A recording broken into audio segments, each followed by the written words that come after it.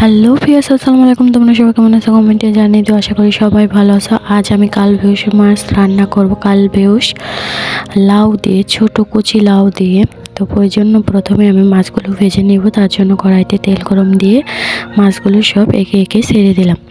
এরপরে মাছগুলো আমি এখন ভালো করে ভেজে নেব। আর মাছটাকে আমি লাল লাল কড়া করে মাছগুলো কড়া করে আমি ভেজে নেব।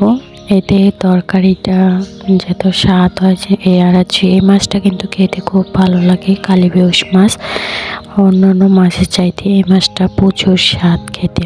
তো এই জন্য আমি কচি লাউ নিয়েছি। এই কচি লাউ দিয়ে রান্না করলে খেতে খুব মজা হয়। আর এদিকে দেখতেই পাচ্ছ আমাদের এখানে পাখির কোলাহল, পাখির কিচিমিচির ডাক, পাখির ডাকের জন্য একটু শব্দটা বেশি আসছে বাইরের।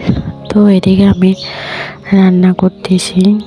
পেঁয়াজগুলো কড়াইতে দিয়ে দিলাম। মাছগুলো ভাজা হয়ে গেছে। এখন এই যে কড়াইতে আমি পানি দিয়ে দিলাম।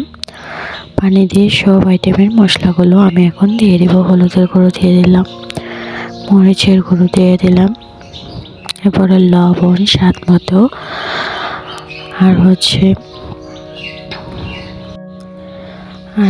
আদা বাটা দিয়ে নিয়ে আদা বাটাটা দিয়ে দিব।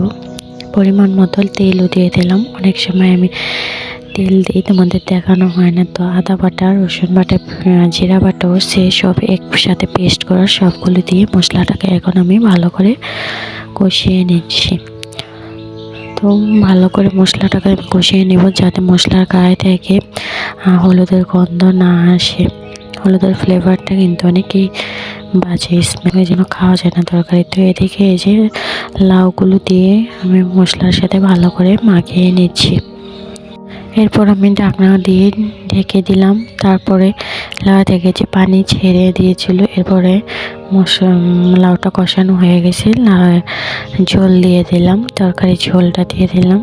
এখন আমি ঢাকনা দিয়ে ঢেকে দেবো, যাতে ঝোলে বলক চলে আসে আর মাছগুলো ছেড়ে দিতে পারি।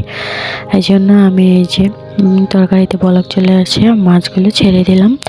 এখন আবার একটু ঢাকনা দিয়ে ঢেকে দেবো। আর এটাতে আমি ধনিয়া পাতা দেবো। ধনিয়া পাতাগুলো আমি কুচি করে নিয়েছি, এখনই এটাতে ছেড়ে দেব। তো ভালো করে একটু নাড়াচাড়া দিয়ে নিলাম। এরপরে যে ধনিয়া পাতাগুলো দিয়ে দিলাম, কুচি করে ধনিয়া পাতা। তো এই তো আমার তরকারি ফাইনাল লুক। ভিডিওটা ভালো লাগলে অবশ্যই আমার চ্যানেলটিকে সাবস্ক্রাইব করে দিও। দেখার জন্য সবাইকে ধন্যবাদ এবং অন্যদেরকে দেখার সুযোগ করে দিও।